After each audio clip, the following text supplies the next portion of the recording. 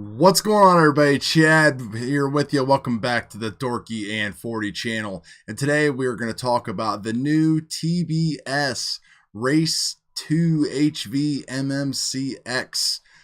Quite a mouthful. Sporting new clean VTX technology and clean switching and all that good stuff, and Smart Audio 2.1. The new MMCX Race Edition is way smaller, a tad bit lighter, has individual solder pads, and most importantly, it will do 400 milliwatt power if you actually need it, with its new integrated heatsink that it has built into it. Let's take a look and I'll show you exactly what we're talking about here. So here is the new TBS UNIFY Pro HV Race 2 MMCX. Does not come with an antenna, but it does come with thermal heatsink and wires. So the good thing about this is that you have a 5-volt output, so you can actually power your camera. It will accept full VBAT. Comes locked, you're going to have to unlock it and everything like that. And you're also going to have to figure out a way to use Smart Audio 2.1 if you have not been following my Betaflight 4 builds, which I will put up here in the corner, because you are going to need one of the latest revisions of Betaflight 4.0 that has the Smart Audio 2.1 integration in order to get it to work. Now you can also hook this up through CROSSFIRE by setting up channel 4 as Smart Audio and wiring it up that way, and it'll work just fine as well.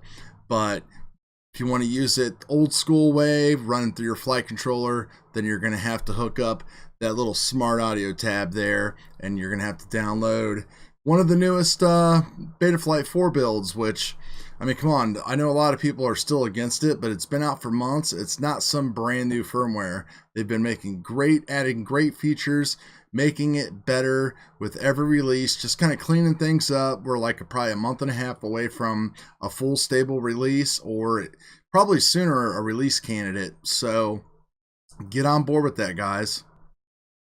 So here's the old UNIFY Race. This is actually not the MMCX version, but this is the one with the little micro UFL connector that you can actually hold on there with the screws. And this is what I was running inside of my AIRBRUSH, but now you can see that I have replaced it with the new Race 2, and it goes to 25, 100, and 400 milliwatts. And I could waste time showing DVR and everything like that, but let's face it, with rapid fire and all that, DVR video is kind of a useless comparison because it just works so good anyway. But I can tell you that I'm getting a better video performance around my house here flying this at 100 milliwatts than I was this at 200.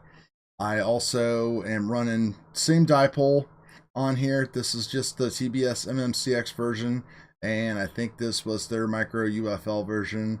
Not sure exactly where I got that, but you know, again, a third of the size, just a tad bit lighter. So it's, you know, it's like a gram, maybe like 1.2 grams. I'm not 100% sure, of course, depending upon wires and everything like that. But you don't have the big plug or nothing like, oh man, you don't have the big plug or nothing like that anymore.